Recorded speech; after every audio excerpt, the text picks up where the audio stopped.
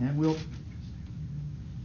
show you her affidavit, because I know you keep reporting falsely that we have no evidence, that we have no specific acts of fraud. That's because the coverage of this has been almost as dishonest as the scheme itself. The American people are entitled to know this. You don't have a right to keep it from them. You don't have a right to lie about it. And you are. Hi, this is Morley, and this is the M-Wire. In this video, we are going to look at Rudy Giuliani's press conference from today, where he talks about all the evidence that they have that is going to court as we speak. The KRAKEN is being released, folks. Make no mistake about it. Giuliani put the media on absolute blast this morning in a press conference, and duly so. But before I get into that, a few days ago I made a video about how Michigan refused to certify the votes. As soon as I put the video out, unbeknownst to me, they did certify the votes. But as it turns out, that only happened because two members of the Republican canvassers were actually doxxed by two Democrats. As reprehensible as that, they refused to certify the votes on the basis of intimidation. Rudy Giuliani admonished the media as they kept asking for evidence as well as not reporting on this. But you can't say there's no evidence. This is what we call evidence. This is direct evidence, not circumstantial. What the media understands but conveniently chooses to ignore, but the general public seems to not understand, is that these proceedings don't happen overnight.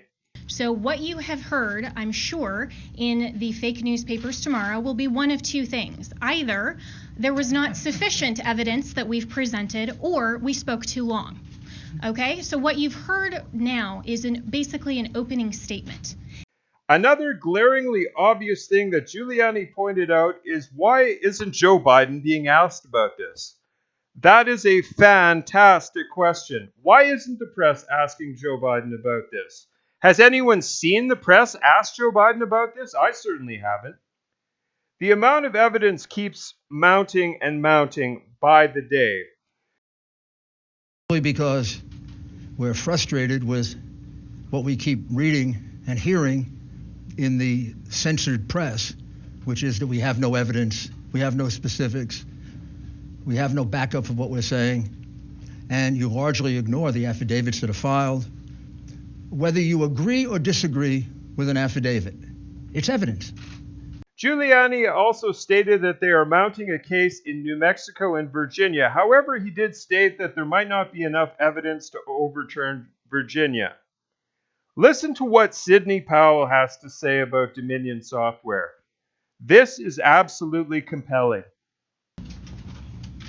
What we are really dealing with here and uncovering more by the day is the massive influence of communist money through Venezuela, Cuba, and likely China in the interference with our elections here in the United States.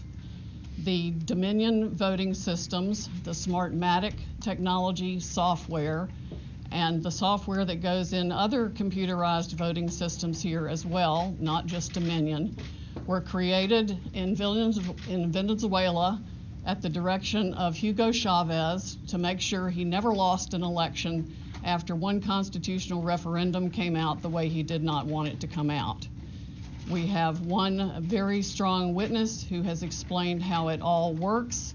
His affidavit is attached to the pleadings of Lynn Wood in the lawsuit he filed in Georgia. It is a stunning, detailed affidavit because he was with Hugo Chavez while he was being briefed on how it worked. He was with Hugo Chavez when he saw it operate to make sure the election came out his way. That was the express purpose for creating this software. He has seen it operate, and as soon as he saw the multiple states shut down the voting on the night of the election, he knew the same thing was happening here, that was what had gone on. Now, the software itself was created with so many variables and so many back doors that can be hooked up to the internet or a thumb drive stuck in it or whatever. But one of its most characteristic features is its ability to flip votes. It can set and run an algorithm that probably ran all over the country to take a certain percentage of votes from President Trump and flip them to President Biden, which we might never have uncovered had the votes for President Trump not been so overwhelming in so many of these states that it broke the algorithm that had been plugged into the system. And that's what caused them to have to shut down in the states they shut down in. That's when they came in the back door with all the mail-in ballots, many of which they had actually fabricated. Some were on pristine paper with identically matching perfect circle dots for Mr. Biden. Others were shoved in batches. They're always put in a certain number of batches, and people would rerun the same batch. This corresponds to our statistical evidence that shows incredible spikes in the vote counts at particular times, and that corresponds to eyewitness testimony of numerous people who have come forward and said they saw the ballots come in the back door at that time. Notably, the Dominion executives are nowhere to be found now. They are moving their offices overnight to different places. Their office in Toronto was shared with one of the Soros entities.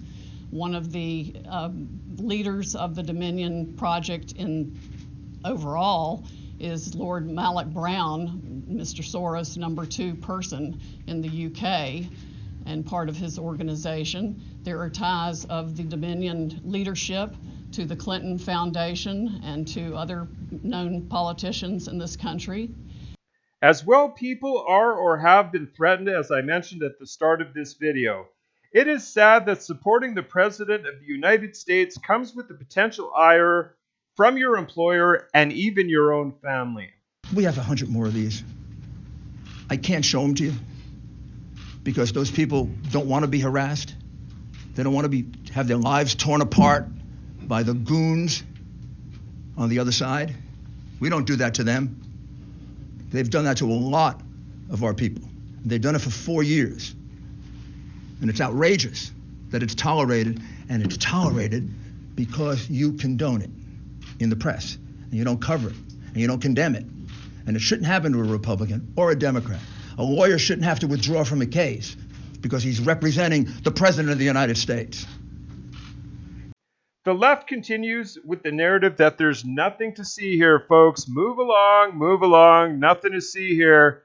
Joe Biden won the election, the media said so, and that's just that. The Democrats sure are acting guilty if they have nothing to hide. That couldn't be more obvious. Why all the secrecy? Why are they not letting people from the GOP observe the recounts? Why are people being intimidated? Is this consistent behavior with somebody who doesn't have anything to hide? I think rather not. And I want the American public to know right now that we will not be intimidated. American patriots are fed up with the corruption from the local level to the highest level of our government, and we are going to take this country back. We are not going to be intimidated. We are not going to back down. We are going to clean this mess up now. President Trump won by a landslide. We are going to prove it, and we are going to reclaim the United States of America for the people who vote for freedom. Be patient with this process, people. The KRAKEN is released. Make no mistake about it. I will certainly be keeping you informed as the events unfold in the coming days, weeks, or however long it takes. I thank you so much for coming along to my video. Please fight the censorship.